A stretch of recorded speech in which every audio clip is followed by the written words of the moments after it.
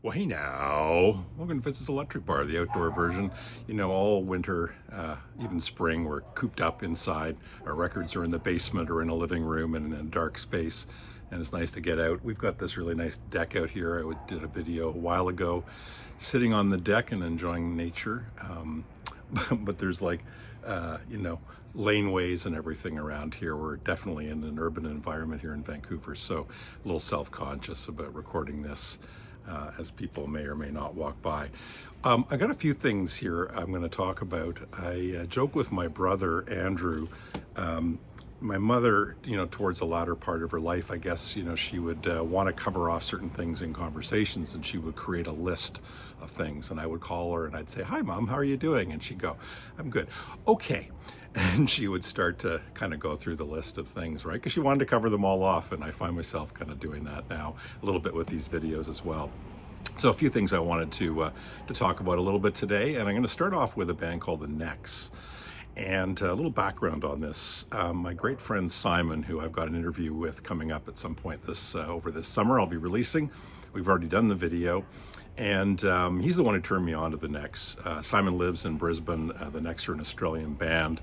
And he's got me really hooked on these guys. And we had this adventure last autumn where we were in Japan, and we went off to Hakone and around Mount Fuji and did a big hike and walk, and let's just say set and setting. There were lots of clouds on the ceilings, as it were. Mike knows the reference there.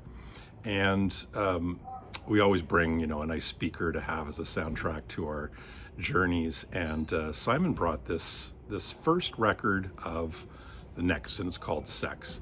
And I just found it riveting. Now, of course, the set and setting, I'm sure, contributed to it, but I've been kind of looking for this.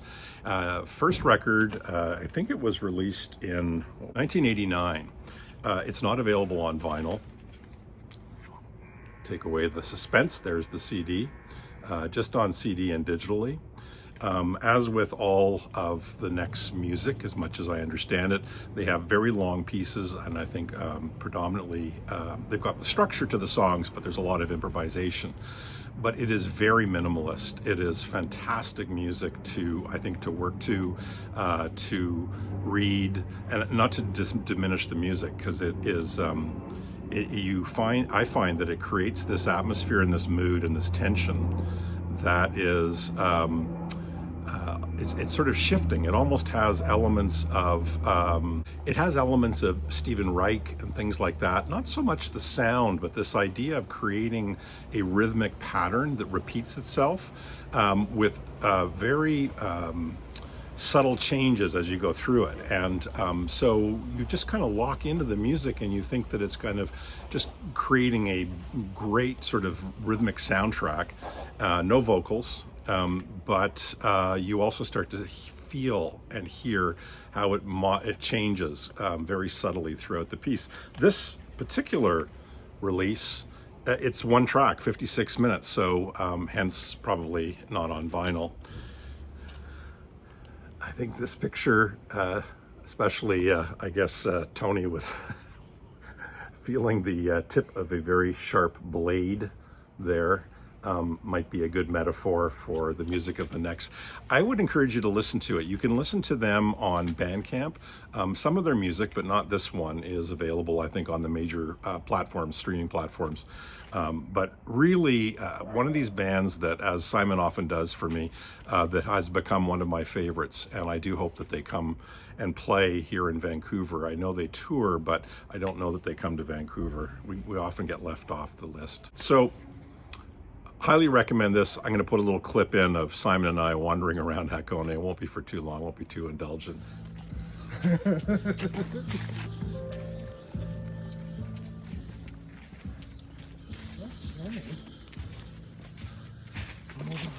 Oh shit.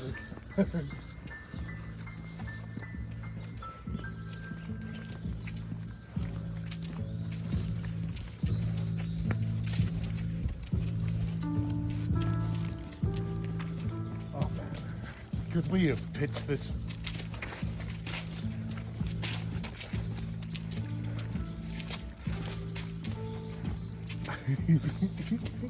This is the great cinematography. But I'm also going to put a little clip of a section from the interview that I did with Simon, where I asked him to explain the necks and what their sound is like to somebody who's not familiar with them, to get a better understanding of whether it's something they might want to listen to.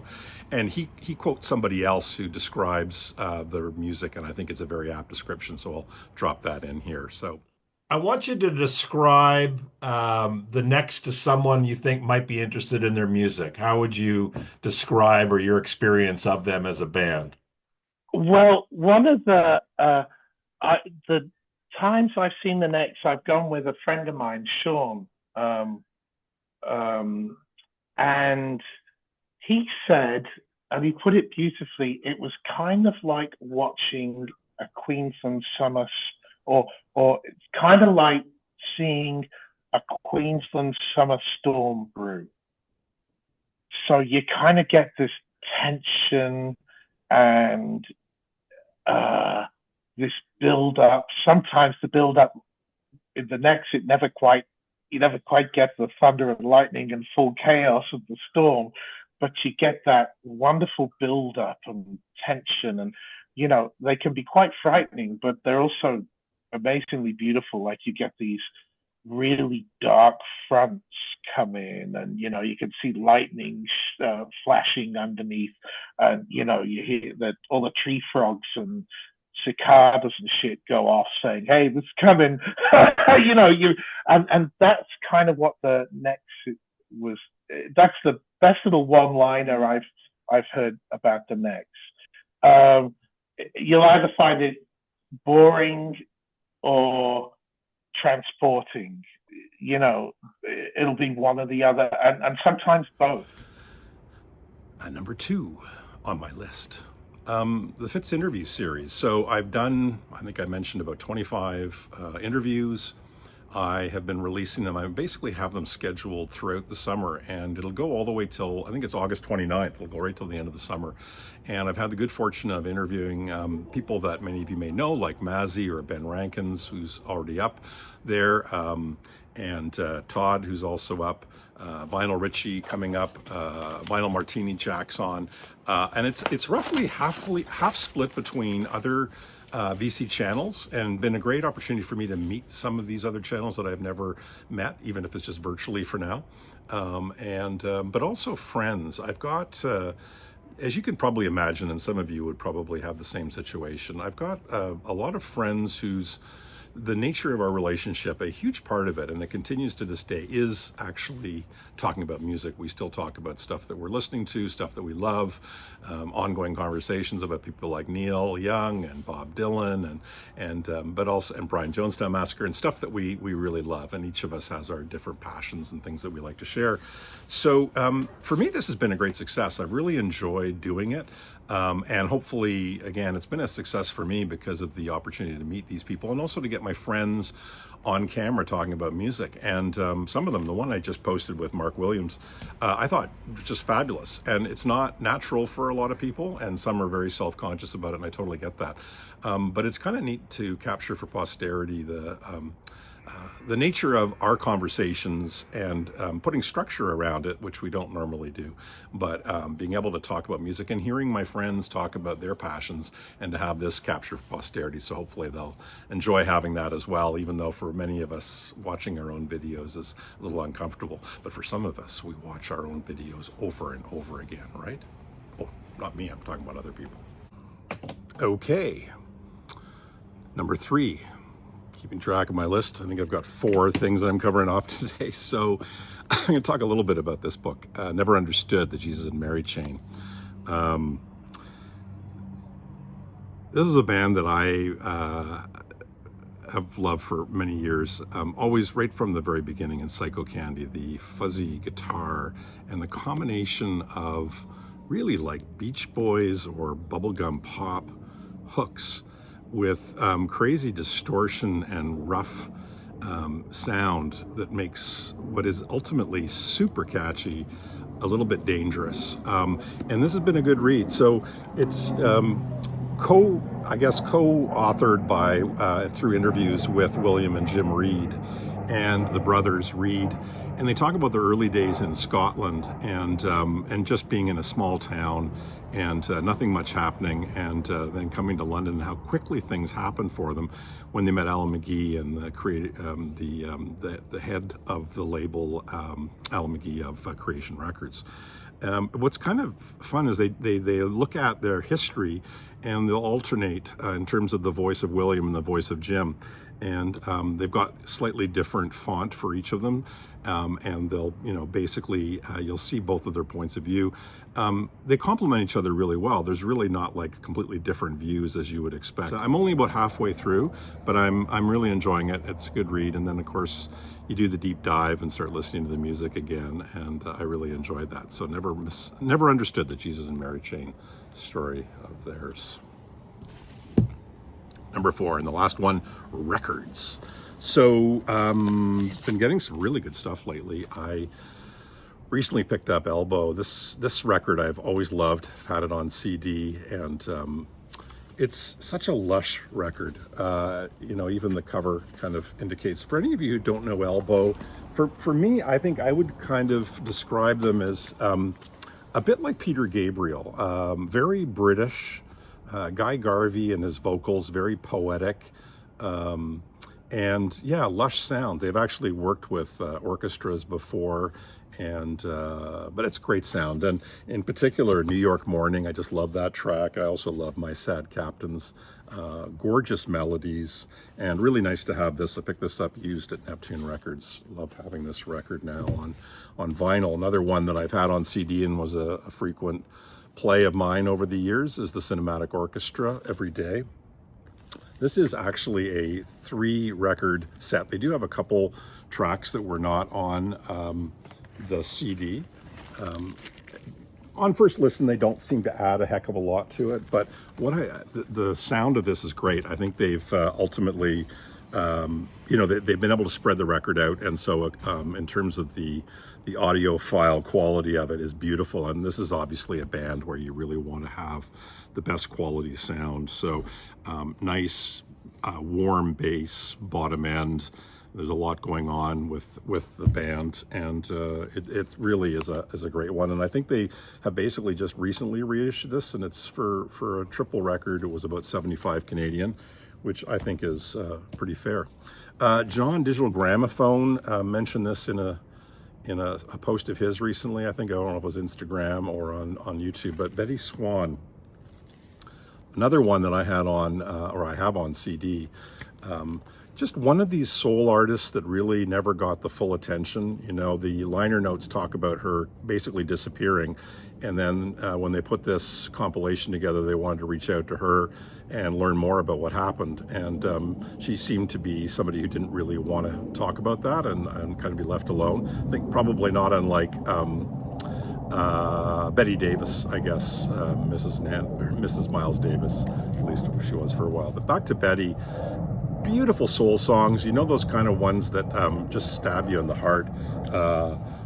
Cover Me is a wonderful track, and the one that I just love is Then You Can Tell Me Goodbye. It's just so poignant and so sad in a sense. This is a woman who's basically asking somebody to spend more time with her and to really commit to the relationship.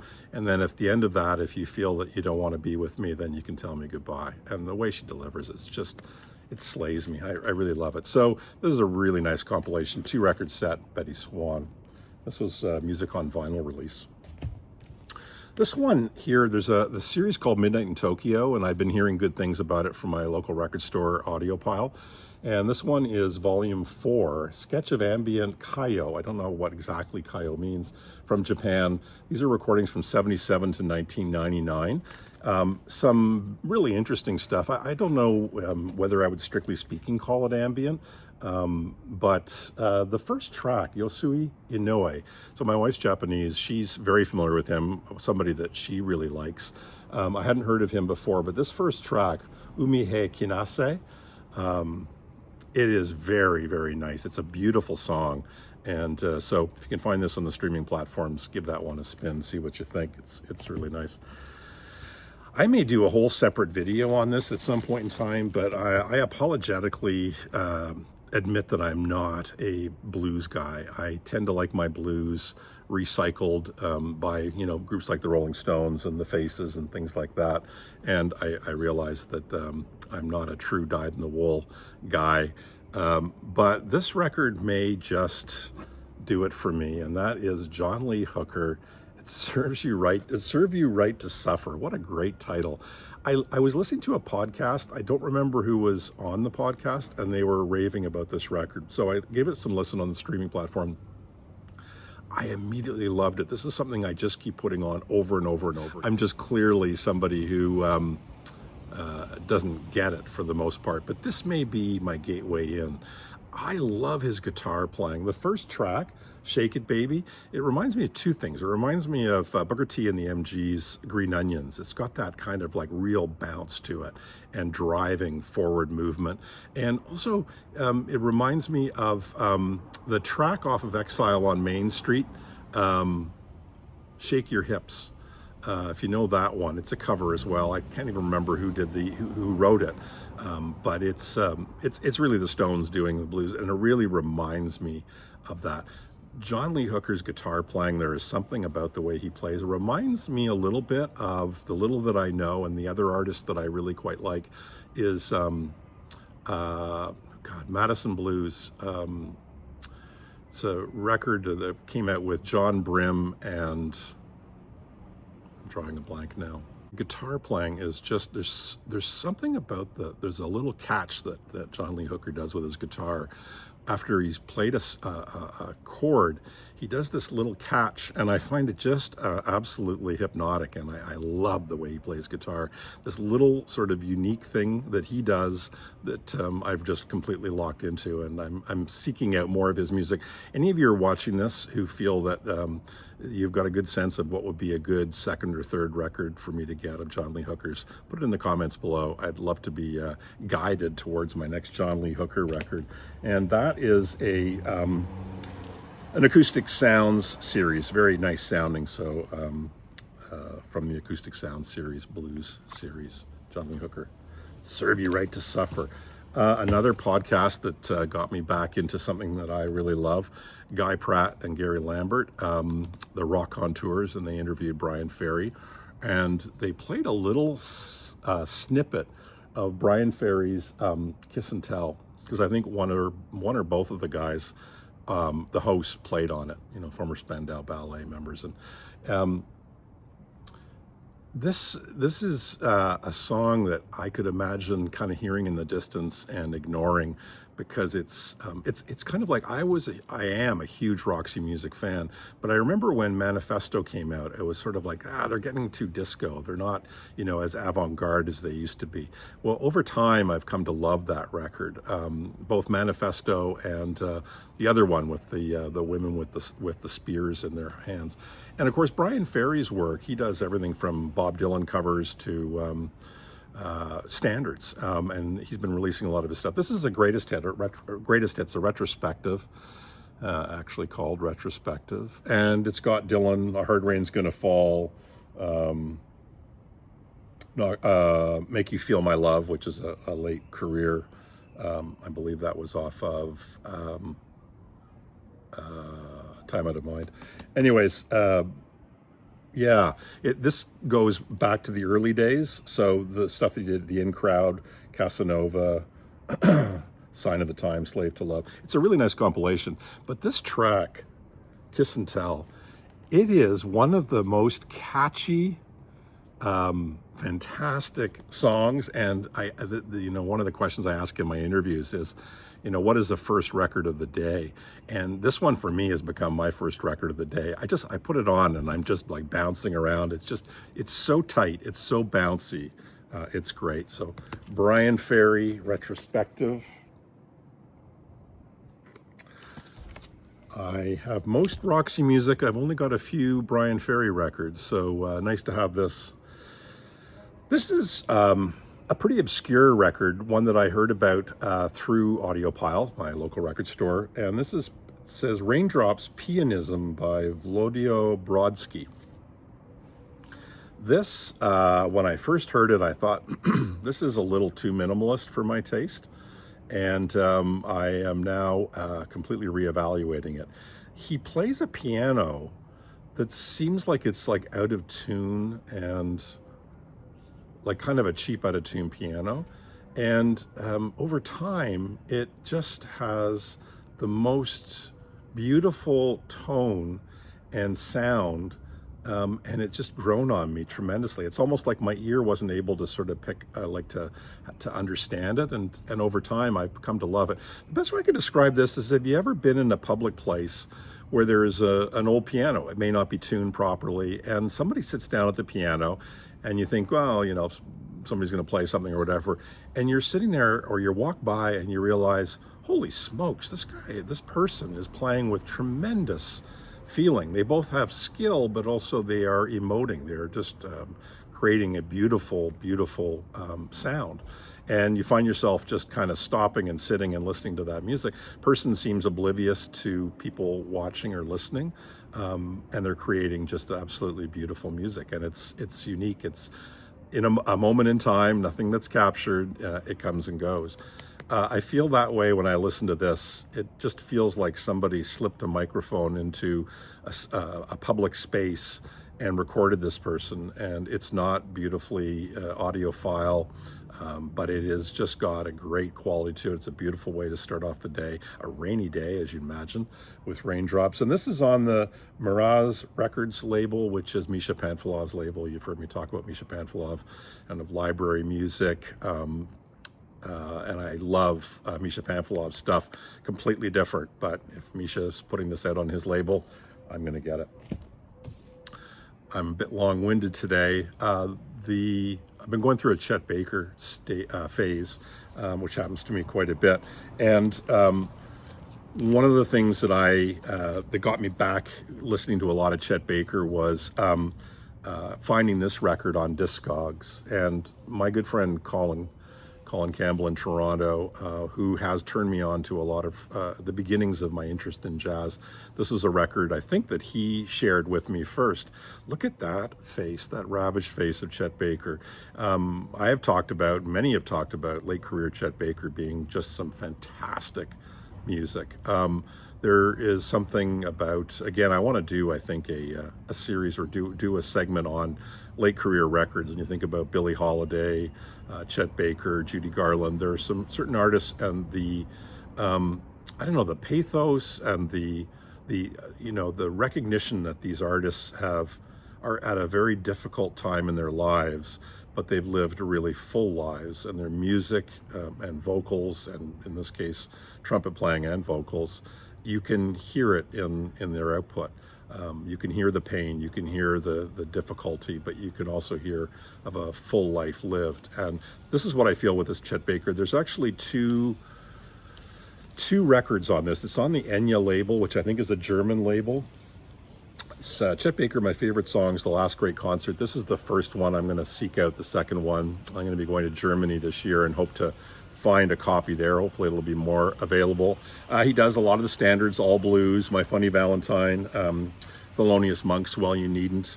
But what makes this really unique, this is, I believe, was recorded in Germany, recorded on April 28th, 1988 in Hanover, West Germany.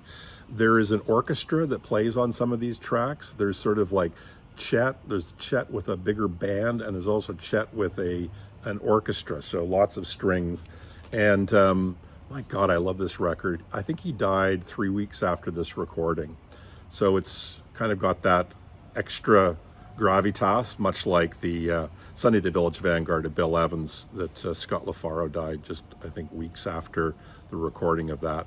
Highly recommend this. It's a great sounding record. It's really well engineered. And Chet is just, he just sounds beautiful. It's really moving stuff. And because I got that and started listening to that, I picked up this Tone Poet. So this is the Chet Baker Sings and Plays with Bud Shank, Russ Freeman, and strings. Now, any of you who, one of Chet's probably biggest sellers, if not his biggest seller, would be Chet Baker Sings. And got a copy right here as it happens. And this is a great record, and I love it. But I actually will would choose this one. I think they were recorded in very similar time. Russ Freeman's on both of these records. It's not my favorite cover. I think it's, but anyways, it is what it is. But it's got Let's Get Lost as the title, the first track on this. And he also covers, or he does Someone to Watch Over Me. And this is a lovely sounding record. The difference between this and Chet Baker Sings is there are some string arrangements on this. And as you may note from my earlier comment about the live concert in Hanover, I really like when Chet is accompanied by strings. I know some people can probably find it a little bit maudlin. Myself, it somehow creates a feeling of a nostalgia that for a time that's gone by, and it just adds another layer of emotion and poignancy and almost like cinematic or something, it just is lovely. So I strongly recommend this. Don't be scared away by the cover if you're equally unimpressed with the actual cover. I think it's a great record. And if you like Chet Baker Sings, I think you will love Sings and Plays. And finally, I know some people are not big Pat Metheny fans. I do like Pat Metheny. I recognize that some of his music can sound a little bit, slick, but the music that he and Lyle Mays creates, and I got to see them live, I think a couple times, tremendous skill, but tremendous skill in playing isn't gonna hold me. I believe that there's some gorgeous moments and some atmosphere that's created, also somewhat cinematic. I think the production can sometimes get in the way of an enjoyment of this. It's definitely got, I guess, what would this be? Would this be late 80s? Yeah, 87. Can get in the way for some people, but I think there's some mood, creating just some beauty, some absolute beauty on some of these tracks. The Last Train Home, I've always loved that song. I was familiar with the live version that was done on, it was a live double CD, I believe, that I have. But I'm wanting to collect more Pat Metheny on vinyl. I got the Wichita Falls record, and I like that. But I want to pick up more of his stuff. It's not super easy to find, but when you do, this is like $10. And that's Canadian, so that's almost free for Americans. Pat Metheny, Still Life Talking. And that's it for now. Carpe diem, motherfuckers.